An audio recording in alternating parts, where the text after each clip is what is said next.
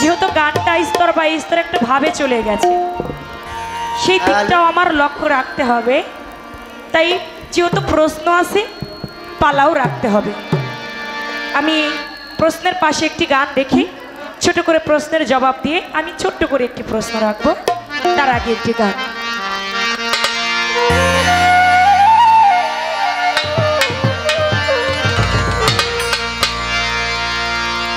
নবুয়াতে দিনের রাসূল রে, সে যে খেলছে এ ধরায়, নবীর নবুয়াতে না এলে কি তারে চিনা যায়, নবীর নবুয়াতে না এলে কি তারে চিনা যায়।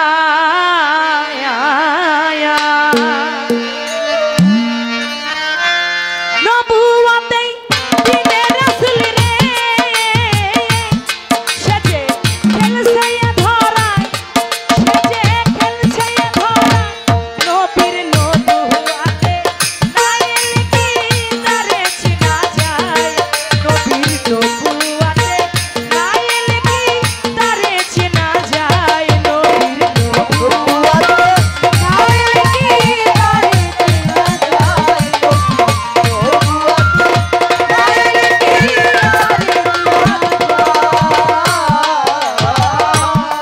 নবী মক্কাতে নবুয়াত পাইয়া, ওরে পাশ করলো মদিনায় যাইয়া।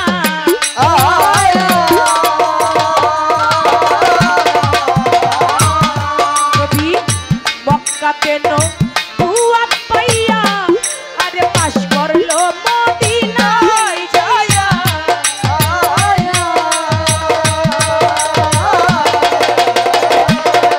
ওরে খোদে খুদার কালাম পাইয়া রে, ওরে খুদে খুদে আলো পাইয়া রে, আমার আল্লাহ পাকের কালাম পাইয়া রে, দিল তালিম শিখায়, দিল তালিম শিখায়, নবীর নবুয়াতে না এলে কি তারে চিনা যায়, নবীর নবুয়াতে না এলে কি তারে চিনা যায়, না এলে কি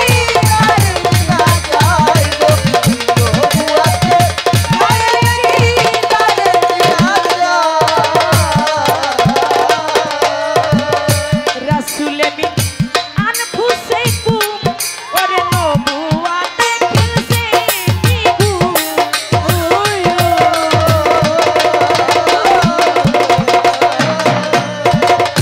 রাসূলে মিন আনফুসিকুম, আরে নবুয়াতে খেলছে নিগুম।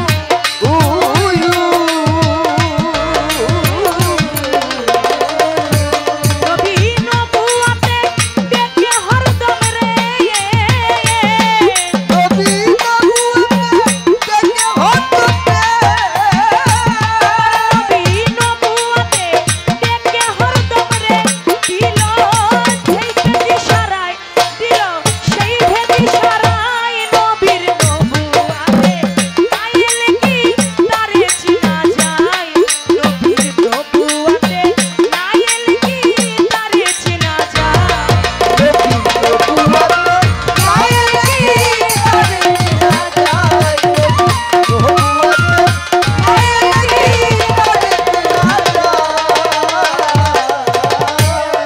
ও সে সৃষ্টিতে গোপন ছিল, নবুয়াতে রূপ দেখালো।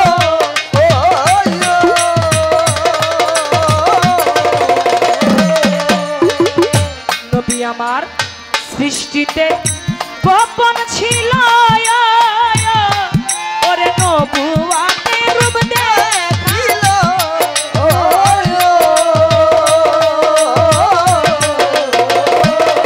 ওই রূপ যে দেখলো সে পাগল হইল রে,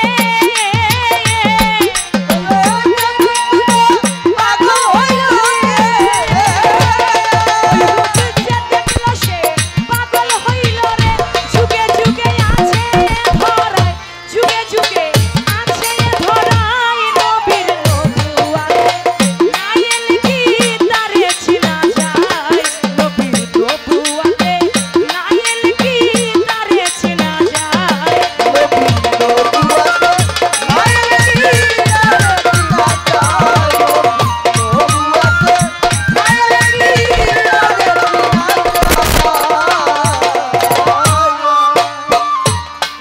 নবুয়াতে দিনের রাসূল রে, সে যে খেলছে এ ধরা। নবীর নবুয়াতে না এলে কি তারে চেনা যায়? নবী মক্কাতে নবুয়াত পাইয়া পাশ করলো সে মদিনায় যাইয়া, খোদে আল্লাহর কালাম পাইয়া দিল তালিম ও শিখায়। নবীর নবুয়াতে না এলে কি তারে চেনা যায়? রাসূল মিন আনফুসিকুম নবুয়াতে খেলছে নিগুম, নবুয়াতে ডেকে হরদম সে ভেদ জানায় ইশারায়। সৃষ্টিতে গোপন ছিল, নবুয়াতে রূপ দেখালো, ওই রূপ যে দেখলো সে পাগল হইল। যুগে যুগে আছে এ ধরা, যে দেখছে সে তো পাগল হইছেই, আবার অনেকেই ছিল যারা দয়াল নবীর রূপকে না দেখাই পাগল হয়েছে। যিনি ছিল জুনায়েদ বুগদাদি। জুনায়েদ ছিল মস্ত বড় একজন পালোয়ান। ওই পালোয়ান তিনি ছিল কুস্তিবিদ। এমনই কুস্তিবিদ ছিল, তার সঙ্গে ইরাকের কেউ কুস্তি করে আর পারে না। ইরাকের যিনি বাদশাহ, তিনি একদিন জুনায়েদকে বলে, জুনায়েদ তুমি ছোটবেলায় আমার কাছে এসেছ, আমি তোমাকে লালন পালন করে বড় করলাম, এই স্বাস্থ্যবান বানাইলাম, এবার ইরাকের মধ্যে একটা কুস্তি খেলা দেব। জুনায়েদ কুস্তি খেলায় কিন্তু তোমাকে জিততে হবে। বলে কি বলেন বাদশাহ, আমি হইলাম আপনার রাজদরবারে খেয়ে দিয়ে আমি হয়েছি জুনায়েদ মস্ত বড় পালোয়ান, আর আমার সঙ্গে কে আসবে লড়তে? দেখি না কার সাহস আছে আমার সঙ্গে লড়তে। এদিকে বাদশাহ মাইকিন করে দিল, জুনায়েদের সঙ্গে যদি কেউ কুস্তি খেলে জিততে পারে তাকে অনেক অনেক অর্থ দেওয়া হবে, অনেক অনেক টাকা দেওয়া হবে। এই সংবাদ যখন মাইকের অ্যানাউন্স শুনে, এই সংবাদ যখন শুনে, তখন পৃথিবী ওইখানে ইরাকের মধ্যে কোনো মানুষ রাজি হয় না। তারা মনে মনে চিন্তা করে, জুনায়েদ মস্ত বড় একজন পালোয়ান, তার সঙ্গে আমরা যুদ্ধ করব, আমাদের মরণ ছাড়া আর কিছু হবে না। কুস্তি খেলে তার সঙ্গে তো আমরা জিততে পারবোই না, অথচ আমরা মরতেও পারি, তার সঙ্গে আমরা কুস্তি খেলব না। এদিকে আমার দয়াল নবীর একজন বংশধর, আমার দয়াল নবীর বংশধর, তিনি বলে আমি খেলবো জুনায়েদের সঙ্গে। আমি জুনায়েদের সঙ্গে খেলে, আমি যদি জুনায়েদের সঙ্গে না খেলি, আমার ঘরে দুটা ছোট ছোট শিশু বাচ্চা আছে, আমার স্ত্রী আমার ওই বাচ্চা দুইটাকে নিয়ে অনাহারে আছে। আমি যদি কুস্তি খেলে জিতি, তাহলে আমার শিশু বাচ্চা দুইটা খেতে পারবে। এদিকে কুস্তির মঞ্চে জুনায়েদ গিয়েছেন, ছোট আমার দয়াল নবীর বংশধর সে গিয়েছেন। দেখবেন কোনো একটা খেলা শুরু হবার আগে এক দল আর এক দলের সঙ্গে বুকে বুক মিলায়। কুস্তি খেলারও একটা নিয়ম আছে, যখন খেলাটা শুরু করবে দুই পক্ষে বুকটা মিলিয়ে নেবে। তখন জুনায়েদ আর আমার দয়াল নবীর বংশধর যখন বুকে বুক মিলাইল, আমার দয়াল নবীর বংশধর জুনায়েদকে বলে, জুনায়েদ রে,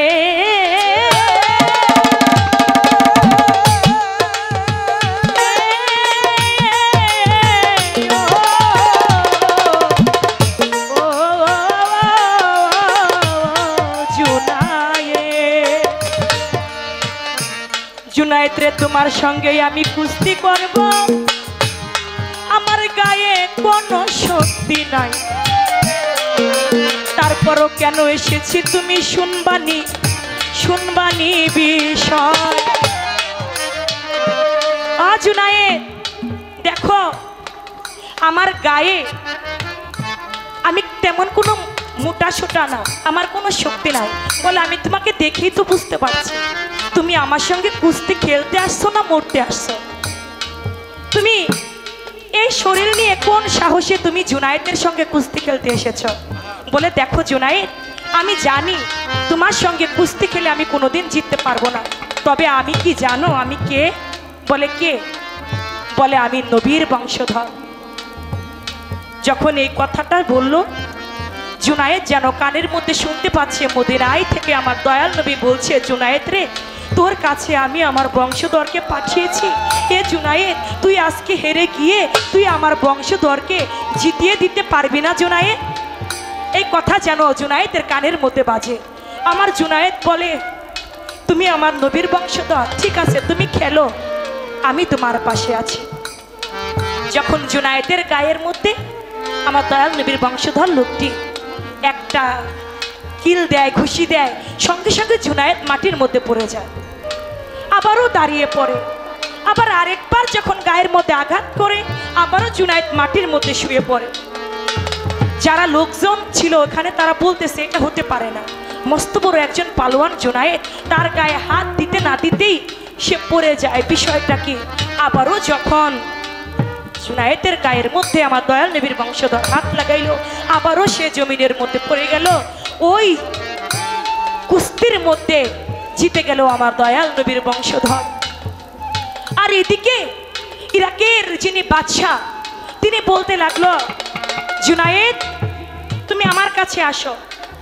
একজন কাঠের মতো শুকনা লোক, যার গায়ে কোনো মাংস নাই, সে তোমার সঙ্গে কুস্তি করে সে জিতে গেল, তুমি হেরে গেলে, তোমাকে আর আমার রাজ দরবারে ঠাঁই দেব না, তুমি এই মুহূর্তে আমার রাজ দরবার থেকে চলে যাও।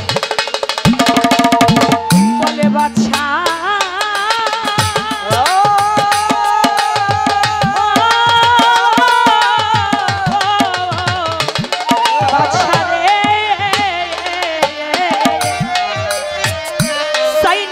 জমিদারি বাদশা চাই না টাকা করি, আমি যে হইয়া গেছি আমার দয়াল নবীর প্রেমের ভিখারি। আর থাকবো না আমি তোর ইরাকে, তোর বাদশাহী তো খানা আর খাইতে চাই না, আমি আর কোনো রাজ দরবারে থাকতে চাই না। আমাকে যে আমার দয়াল নবী ডাক দিয়েছে, আমি চলে যাব আমার দয়াল নবীর মদিনার পথে। যিনি জুনায়েদ কুস্তিগির হতে যিনি হয়ে গেল জুনায়েদ, পরবর্তীতে বুগদাদ, তারপরে হয়ে গেল তিনি আল্লাহর ওলি। আমার দয়াল নবীর ভালোবাসায় একজন আল্লাহর ওলিও হওয়া যায়। যদি আমার দয়াল নবীর মহব্বত কারো হৃদয়ে থাকে, সে একজন আল্লাহর ওলিও হইতে পারে। তাই আমার দয়াল নবীকে দেখে অনেকেই পাগল হইছে, আবার অনেকেই জুনায়েদ বুগদাদি ওয়াশ করনি পাগল, তারা না দেখাও পাগল হইছে। তাই বলেছে নবীর নবুয়তে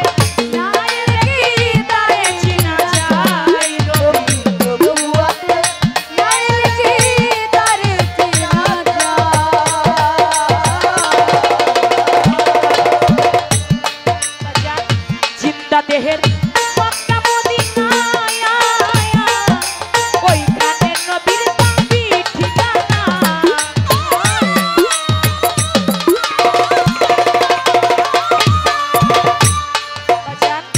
জিন্দা দেহের মক্কা মদিনায়, সেইখানে নবীর পাবি ঠিকানা।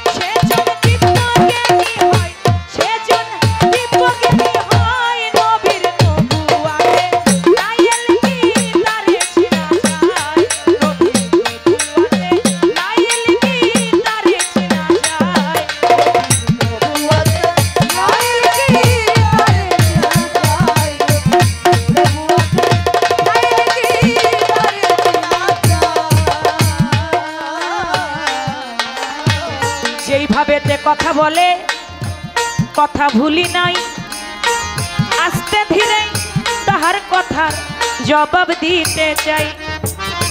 ধন্য বাপের পুণ্য বেটায় আমি ধন্যবাদ দেই তারে, যেইভাবেতে আমার কাছে জিজ্ঞাসা করে। একটা গাছ, সে আমার দয়াল নবীর নবুয়াত দেখেছিল, সেই গাছটা কে, কোন গাছ আপনারা অনেকেই জানেন, সেটা হচ্ছে একটা খেজুর গাছ, যার নাম ছিল উস্তুরে হান্নানা, যার নাম ছিল উস্তুরে হান্নানা। ওই গাছটাকে কেটে আমার দয়াল নবী একটা মসজিদের ছাদ দিয়েছিল আমার দয়াল নবী নামাজ পড়বে বলে, মসজিদের ছাদ দিয়েছিল। আর ওই গাছের একটা খুঁটি দিয়ে মিম্বর, মসজিদে যে মিম্বর, ওই মিম্বর তৈরি হবার আগে ওই গাছটায় মধ্যে হালান দিয়ে আমার দয়াল নবী খুতবা পাঠ করতেন। যখন মিম্বর তৈরি হয়ে গেল, ওই মিম্বর তৈরি হবার পরে ওই কাঠটাকে সরিয়ে ফেললো। যখন সরিয়ে ফেলে ওই কাঠটা একটা শিশু বাচ্চার ন্যায় চিৎকার করতে লাগে। এমনভাবে চিৎকার করে একটা শিশু বাচ্চাকে যখন মারা হয়, মারলে যেমন করে কান্নাকাটি করে, ওই কাঠটা, ওই খেজুর গাছের যে কাঠটা সেটাও কান্না করতেছিল। ওই খেজুর গাছ এমন করে কান্না করতেছিল, আমার দয়াল নবীর দয়া হইল। কাঠকে বলল, তুমি কেন কাঁদো? বলে, নবী আমি আপনার বিরহে কান্দি। আপনি আমার উপরে হেলান দিয়ে আপনি খুতবা পাঠ করেছেন। আপনার খুতবা শুনতে শুনতে আমিও যে আপনার ইসলাম গ্রহণ করে নিয়েছি। আপনি আমাকে আপনার চরণ ছাড়া কইরেন না, আপনার থেকে যে আমাকে সরিয়ে নিয়েছে, আমি এই দুঃখে কান্দি। বলে, ঠিক আছে, তোমাকে আর সরানো হবে না। আমার দয়াল নবী যেখানে খুতবা পাঠ করতেন তার পাশেই ওই খেজুর গাছটাকে রেখে দিয়েছিলেন। তখন আমার দয়াল নবী তার একটা নাম দিলেন, যার নাম ছিল উস্তুরিয়ে হাল করেছিল। ওই গাছটা হাদিসে বলে ওই গাছটাও জান্নাত, হাদিসে বলে ওই গাছটাও জান্নাত। সেই গাছটা কোথায় ছিল? সেটা ছিল মদিনায়। বলে, মক্কায় ছিল না মদিনায় ছিল? গাছটা ছিল মদিনায়। এই ছিল আমার দরদির আরেকটি প্রশ্ন, আমি জবাব করলাম।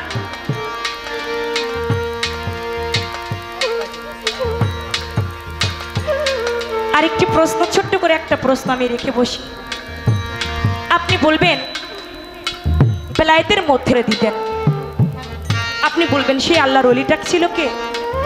প্রতি 10 দিন পর পর তাকে বাজার করে দিতেন। সে বেলায়েতের কি এমন কর্ম করেছিল যে আল্লাহ তাকে প্রতি 10 দিন পর পর বাজার করে দিয়েছেন? আমরা তো আল্লাহকে দেখি নাই। আর আল্লাহ যে বাজার করে ওই আল্লাহর ওলিকে দিল, কোন রূপে তাকে দিয়েছিল? তার রূপটা ছিল কি? কোন রূপে তিনি এসেছিল? এই একটা কথা আপনার কাছে আমার রইল, বেশি কথার কোনো দরকার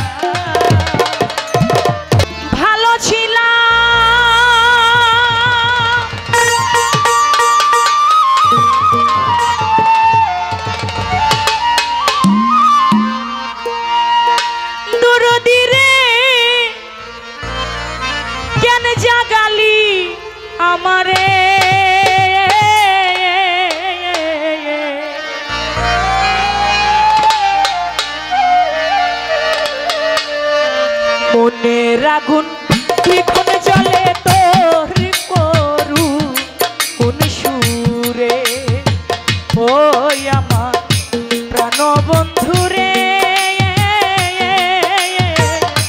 মনের আগুন দ্বিগুণ জ্বলে তোর করু কোন সুরে, ঘুমেছিলাম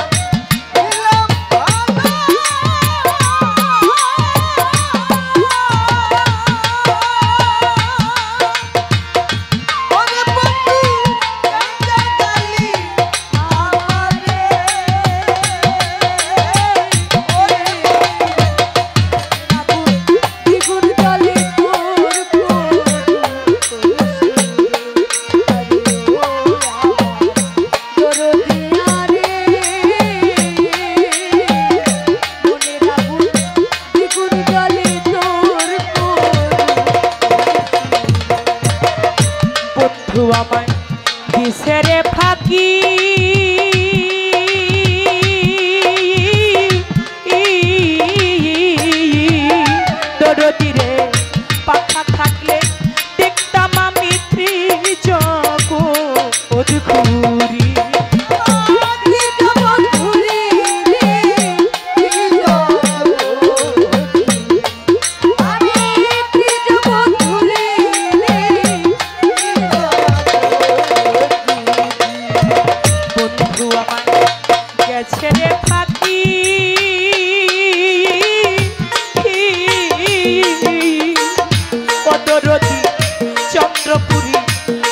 থাকলে দেখতাম আমি ত্রিজগৎ ঘুরি বসে আমার মন রিয়া চুরি সুরে শরীরে লুকাইলা কার বাসরে মনের আগুন দ্বিগুণ জ্বলে তোর করুণ সুরে ওই আমার প্রাণবন্ধু রে মনের আগুন দ্বিগুণ জ্বলে তোর করুণ সুরে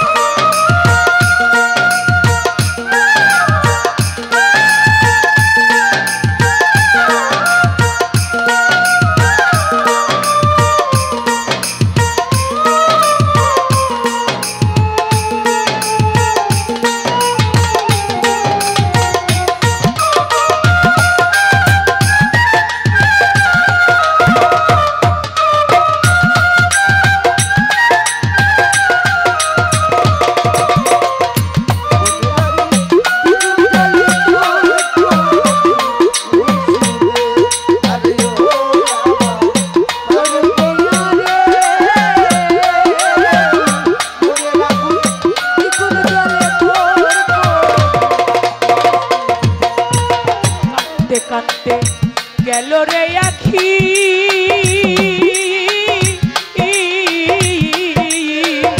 ওরে আমার নিদয়া নিঠুর বন্ধু দেখলা নাই আসি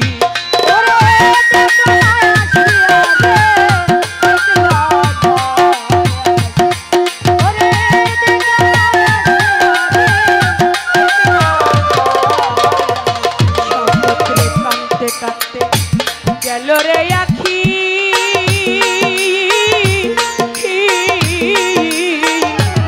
বাজার হৃদয়া নিঠুর বন্ধু আমায় দেখল রে নাই আসি আমি কেমনে যখন বেঁধে রাখি মুকাদ ভাই সয় না জ্বালা অন্তরে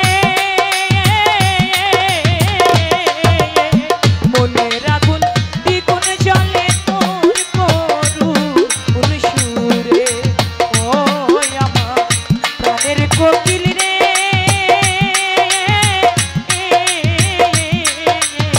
মনের আগুন দ্বিগুণ জ্বলে তোর করুণ সুরে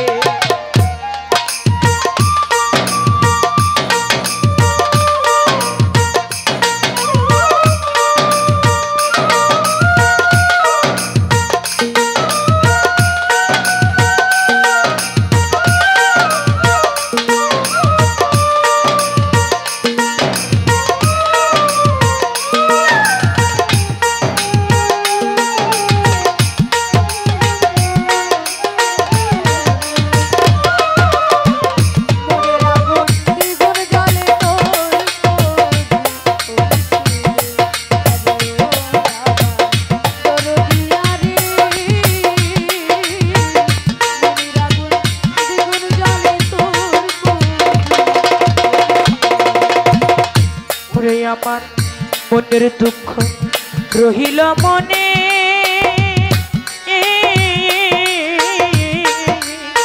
কোথায় পাবো এমন বান্ধব বলবো তার সনে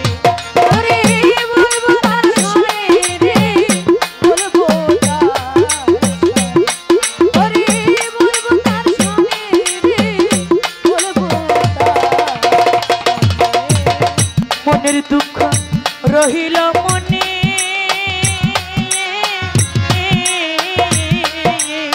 কোথায় পাবো এমন বান্ধব বলবো তার চলে পড়ি নিশিদিনে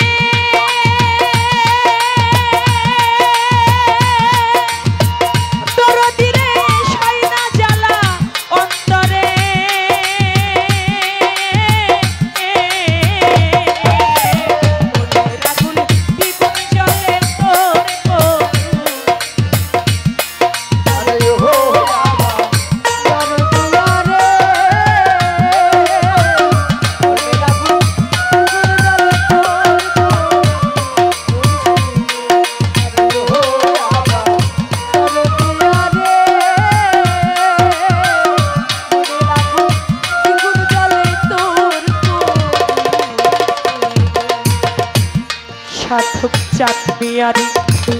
মনে রাখিনে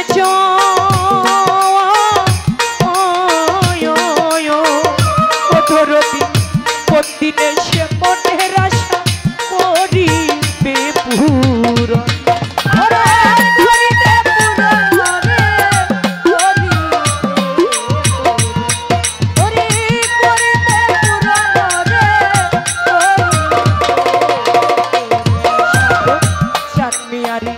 মনে রাখিন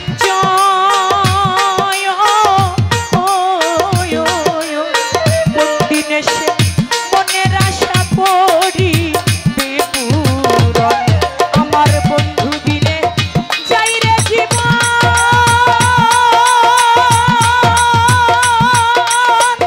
ওরে আমার সয়না জ্বালা অন্তরে মনে রাখুন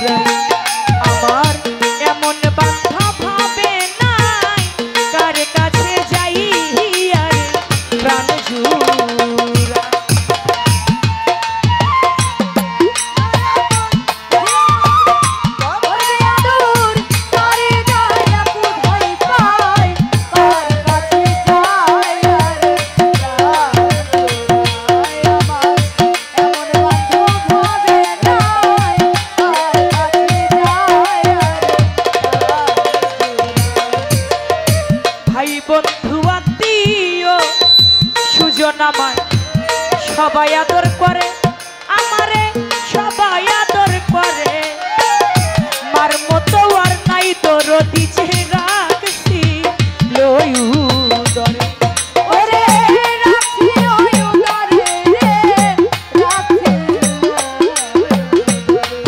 আমায় রাখছি লয়ু দরে রাখছি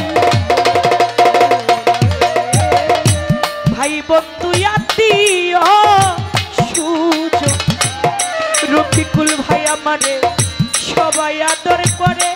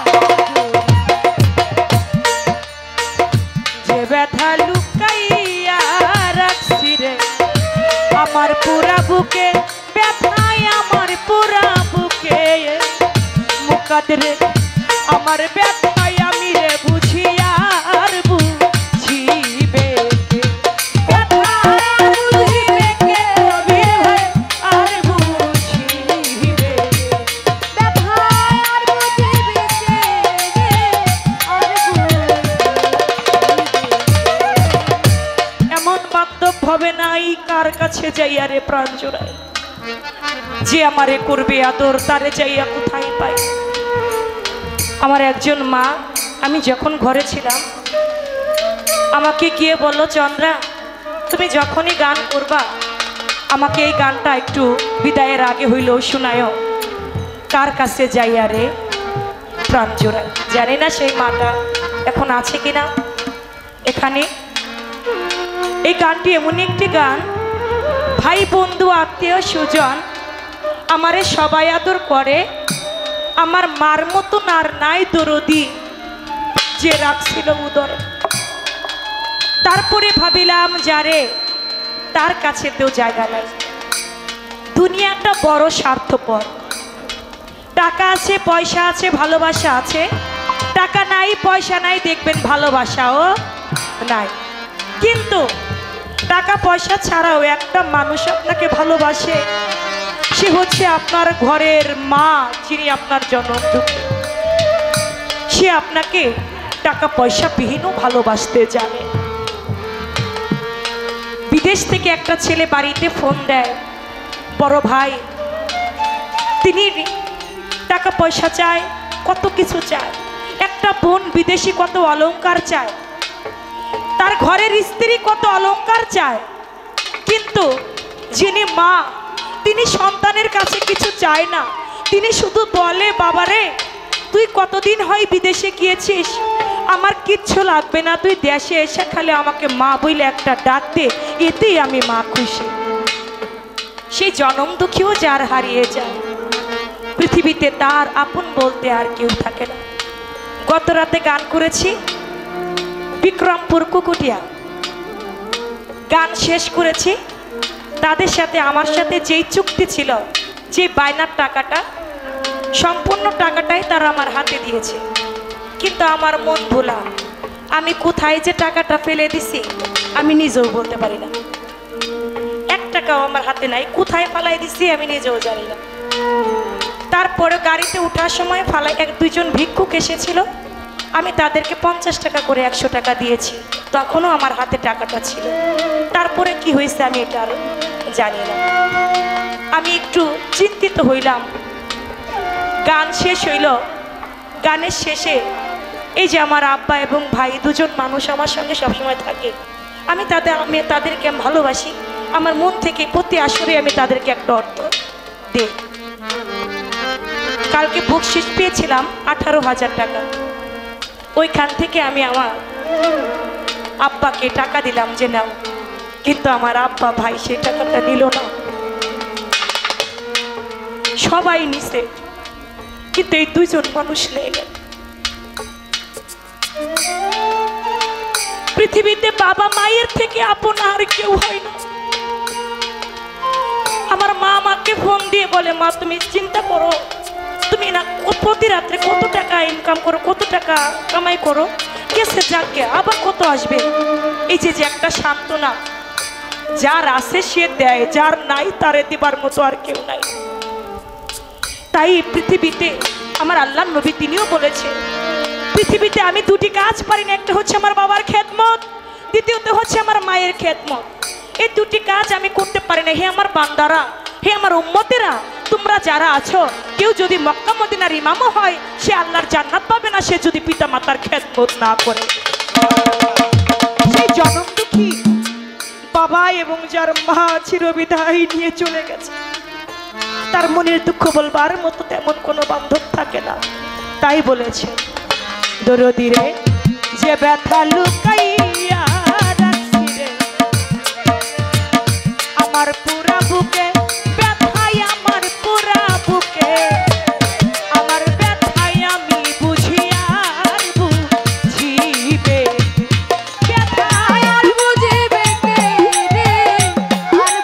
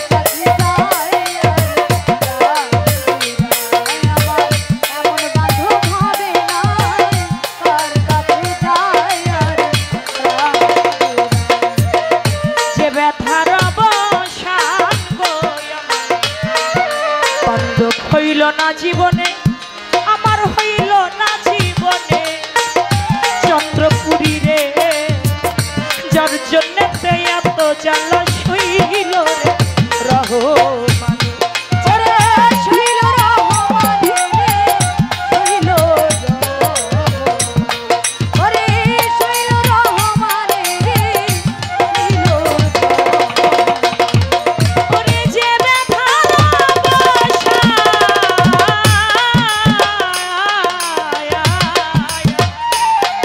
আমার হইল না জীবনে, আমার হইল না জীবনে, যার জন্য এত জ্বালা মুকাদ ভাই সুরেশ্বরী রে শৈল রহমানে। আমার এই ভাবনা সদাই মনে, এই ভাবনা সদাই মনে, কোন দিন যেন বইরা যাই, কার কাছে যাই প্রাণ চুরাই, আজ আমার এমন বান্ধব হবে নাই, কার কাছে যাই প্রাণ চুরাই। ওরে যে আমারে করবে আদর, যে আমারে করবে আদর, তারে যাইয়া কোথায় পাই, কার কাছে যাই প্রাণ চুরাই, আজ আমার এমন বান্ধব হবে নাই, কার কাছে যাই প্রাণ চুরাই, আজ আমার এমন বান্ধব হবে নাই, কার কাছে যাই প্রাণ চুরাই। প্রায় জায়গায় বৃষ্টি হয়েছে, কিন্তু আজকের এই রহমতের সময় আল্লাহ রসুল পাকের নাম রহমত বর্ষিত হয়ে গেছে। আমরা দুইজন শিল্পী আপনাদের মাঝে গান করলাম। আমি দুইটা গান করলেই আমার পালাটা শেষ হয়ে যাবে, তারপরে আমাদের চন্দ্রা সরকার দুইটা গাইলে আবার আমাদের সাথে একটা আছে, ওর নাম কি চাঁদনি, ও চাঁদনি সরকার আছে, ও দুইটা গাইলে আমাদের রাতের একেবারেই শেষ পর্যায়ে আমরা চলে আসবো। এখন আর প্রশ্ন উত্তর এগুলা সবারই কাছে ভালো লাগবে, কারণ জাল বেশি খাওয়া যায়, মিষ্টি বেশি খাওয়া যায়। এই জন্য কথাটা আমার বলা। আপনারা যেভাবে অত্যন্ত সুহালে আমাদের দুইজন শিল্পীর গান শ্রবণ করছে, অন্তরের অন্তঃস্থল হতে শ্রদ্ধা জানাই, ভক্তি জানাই, ভালোবাসা জানাই, আমাদের উভয়ের জন্য সুদৃষ্টি অর্পণ করবেন।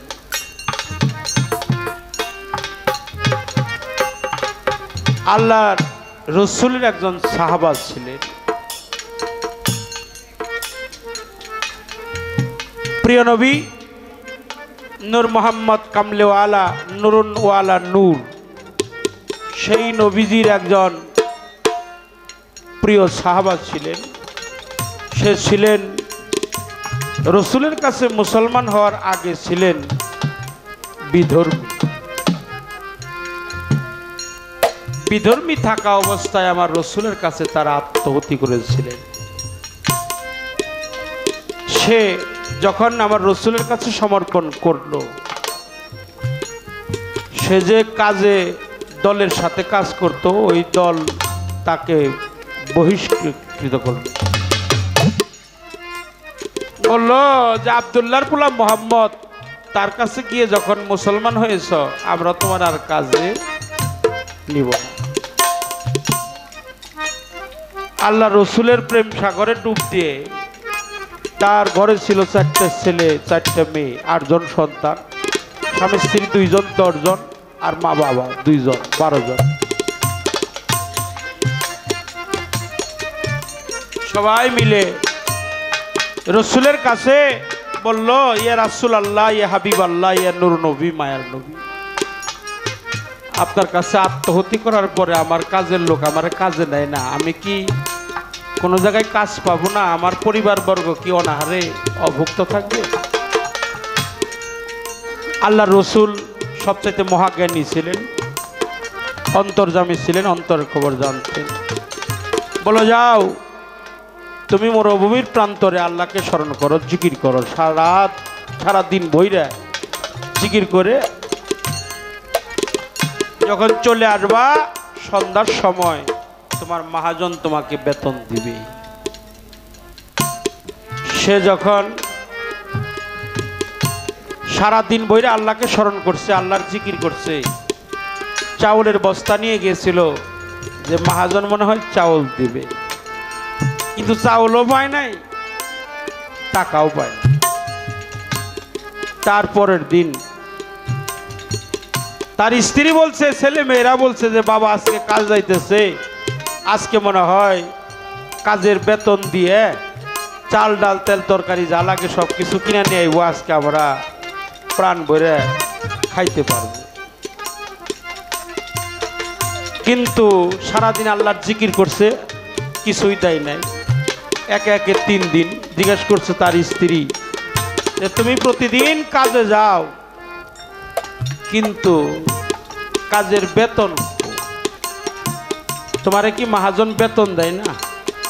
সেদিন বলছিল সেই নবী প্রেমিক যে আমারে বেতন দেয় না, এই জন্য মহাজনের কাছে ভাঙতি নাই, 3 দিনেরটা একবারে দিয়ে দিব।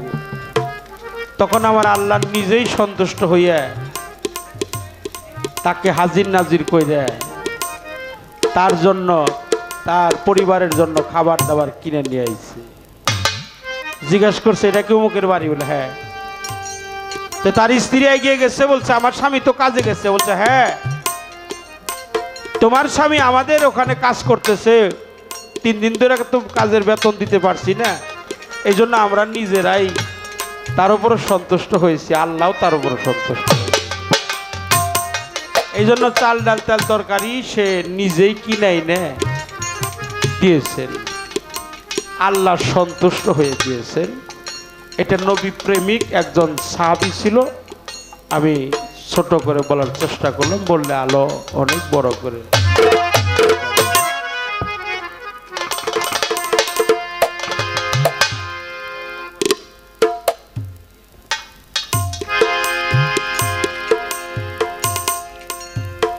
মন থেকে একটি গান, আমার পালা যেহেতু আছে, এই পালার আর একটি গান আমার গাইতে হবে।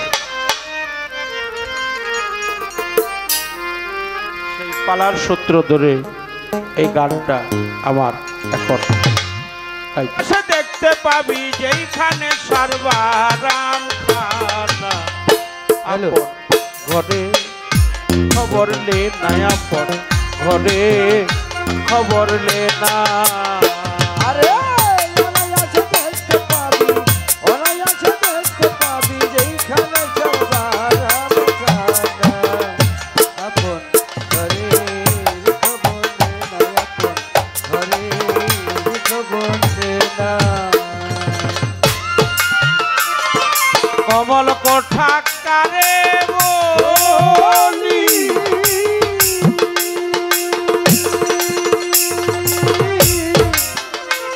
আরে যেইখানে সারা আছে বলি, কমল কোঠা কারে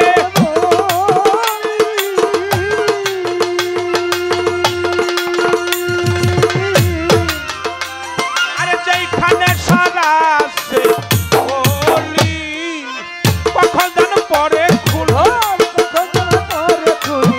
কখন যেন পরে খুলি, মধু খাই তাই আপন ঘরে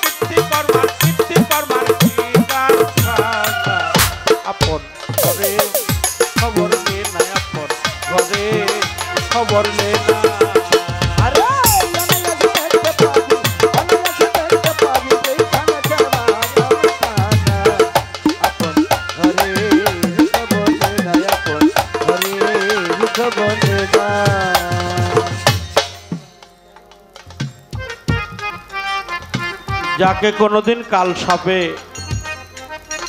দংশন করে নাই সে কোনোদিন বুঝতে পারে না বিষাক্ত সাপ কামড়াইলেই বা কেমন লাগে। যারা এখনো বসে আছেন আমার মনে হয় না জানি কোন অভাবে আপনারা বসে আছেন। অভাব না থাকলে মানুষ কখনোই কাঁদে না। চিরসুখী জন ভ্রমে কি কখনো ব্যতীত বেদন বুঝিতে না পারে, বুঝিবে সে কিসে কি যাতনা বিষে, কবু আসি বিষে ধ্বংসে যারে।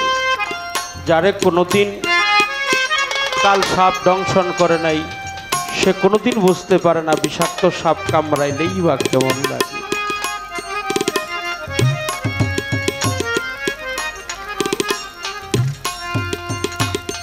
যারা একেবারে কাঙাল হয়ে বসে আছেন তাদের মুখের দিকে তাকালেই বোঝা যায় এই দেহের প্রাণ পাখি যেদিন বিদায় হয়ে যাবে সেদিন তো আমার একা একাই যেতে হবে। একা একাই আসছি, একা একাই দুনিয়া ছেড়ে আমার একদিন যেতে হবে। আমার সঙ্গের সারথি আর কেউ নেই, সঙ্গের সাথী একে একে সবাই চলে গেছে। বাবা, কারো যদি মা হারিয়ে যায়, স্ত্রীর গর্ভে একটা কন্যা সন্তান হলে তাকে মা বলে ডাকে। তুই আমার মা, তুই আমার মায়ের মতো। তোর দিকে তাকালে আমার মায়ের কথা মনে হয়। কারো যদি বাবা হারিয়ে যায়, স্ত্রীর গর্ভে একটা পুত্র সন্তান হলে তাকে বাবা বলে ডাকা যায়।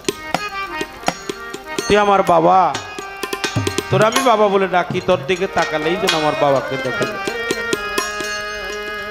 কারো যদি জোড়ার ভাই হারিয়ে যায়, তরিকার ভাইকে ডেকে ডেকে বলে আয় রে ভাই, তুই আমার ভাইয়ের মতো, তুই আমার বুকে আয়।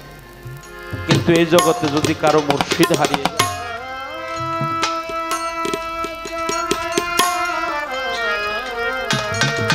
যদি কারো মুর্শিদ হারিয়ে যায়, সে কি আর ঠিক থাকতে পারে? জগতে কিছু কিছু শূন্য স্থান আছে, এগুলো সহজেই পূরণ হয় না। তার একটা হলো যদি কোনো ভক্তের মুর্শিদ হারিয়ে যায়, তার শূন্য স্থান জীবনে আর কোনোদিন পূরণ হয় না।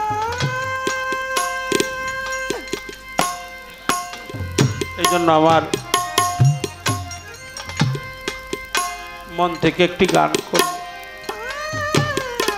আপনারা বাবু প্রেমিক মানুষ, আবার আকবর ভাই শ্রদ্ধা জানাই, যারা এত অধীর আগ্রহ নিয়ে আল্লাহর রহমতে এই সামিয়ানার নিচে আমরা সকলে আছি।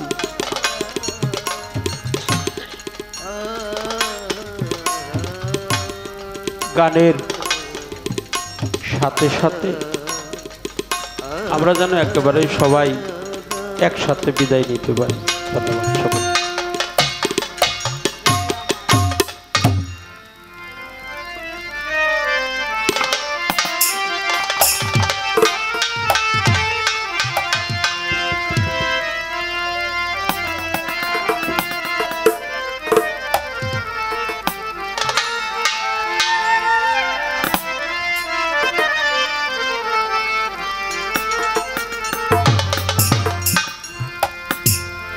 ওরে সে কি আমায়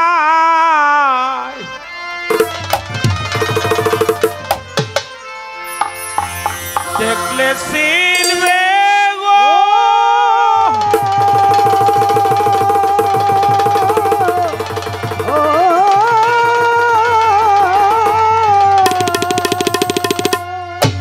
ওরে আমার চল দেখে দুই নয়নে, ও যারে হারায়াছি আমি, যারে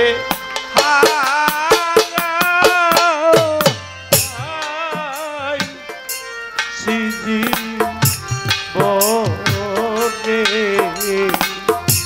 আমি যারে আমি যারে হারা আই সিজি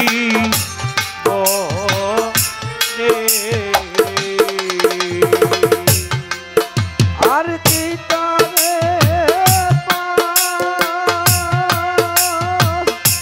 পাবো ও যারে হারা আমি যারে হারা আছি জীবনে আমি যারে আমি যারে আছি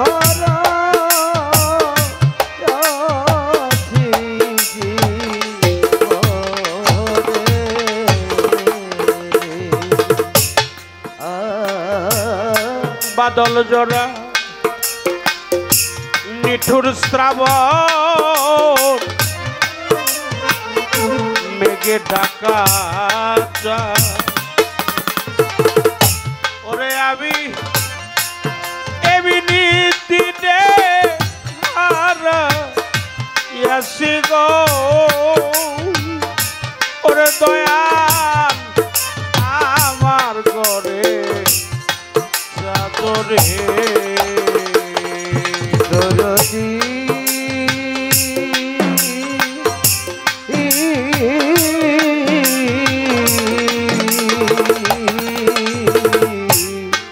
বাদল জোড়া নিঠুর শ্রাবণ মেঘে ঢাকা ওরে আমি এমনি দিনে আসি যাব আমার ঘরে চাদরে আরে ও সেই আলোর ঝর্ণা আধারের চাঁদ গো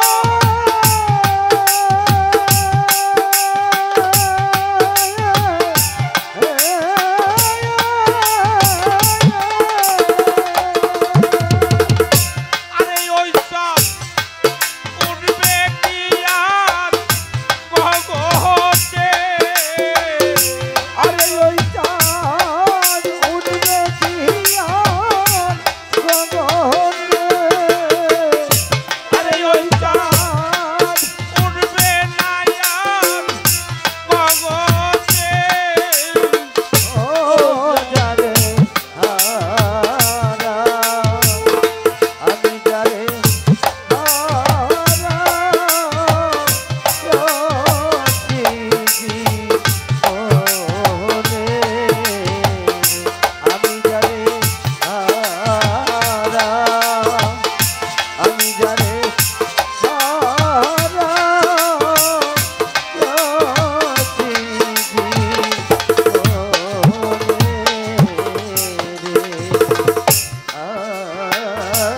হীরা কাঞ্চন মণিমুক্তা না থাকিলে গড়ে করে ভাবে আর তো হলে সবই মিলে বাজার দিন কয়েক দিন পরে রে দরদি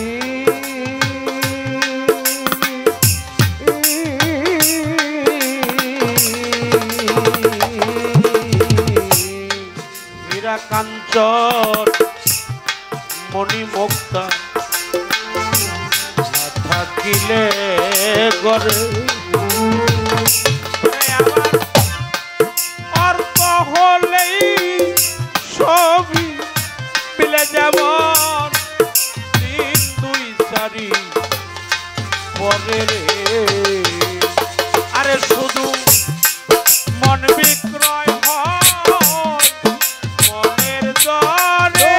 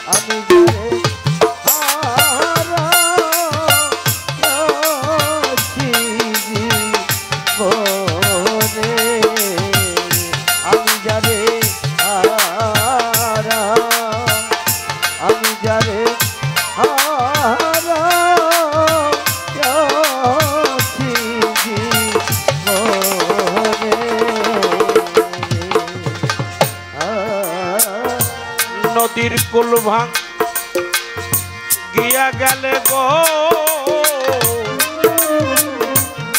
পরে বালুর চর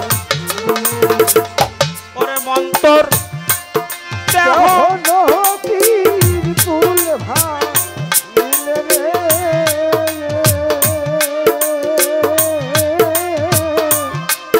আর না পরে চররে নদীর কুল ভাঙ গিয়া গেলে গো পরে বালুর চর ওরে মন্তর দেহ নদী কুল ভাঙ গিলে যাব আর না পরে চররে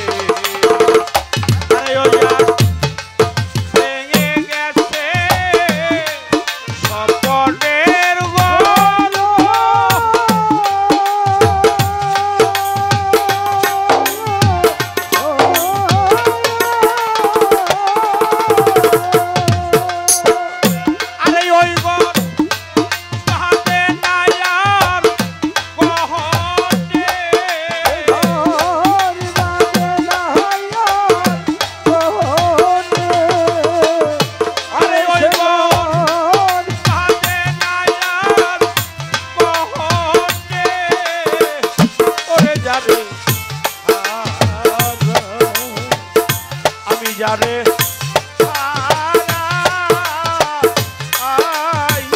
সিজি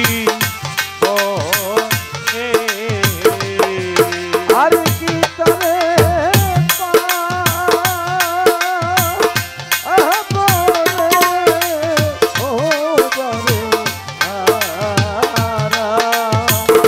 আমি জানে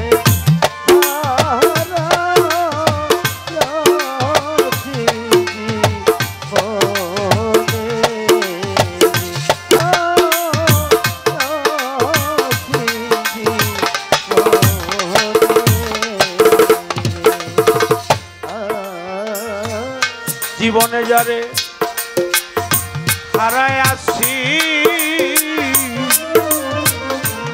পাবো না রে ওরে আমার এইটুকু শুধু রইল বাকি রে ওরে আমার মনের হাহা কারো রে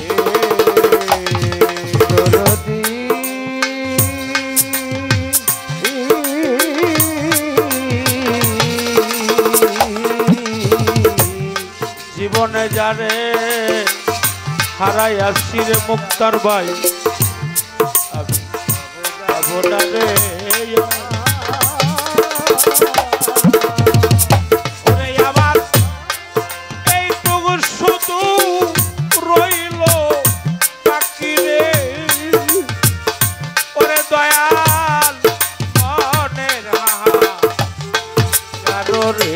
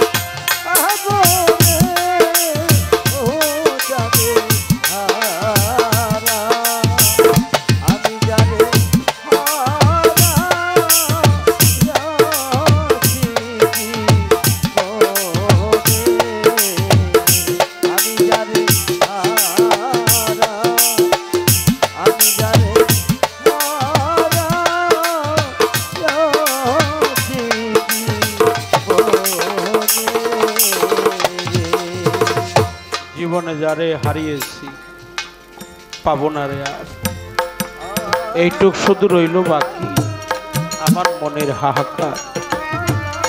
আমি জীবনে যারে হারালাম তারে আর কোনোদিন পাবো না গো।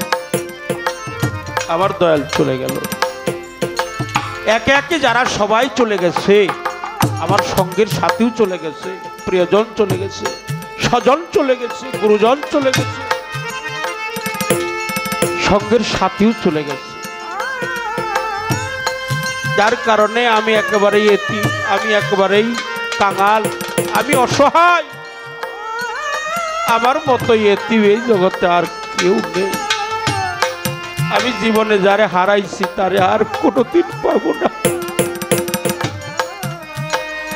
আমার মা বলার পাখিও চলে গেল, বাবা বলার পাখিও চলে গেল, মুর্শিদ বলার পাখিও চলে গেছে। তাই বড় আশা করি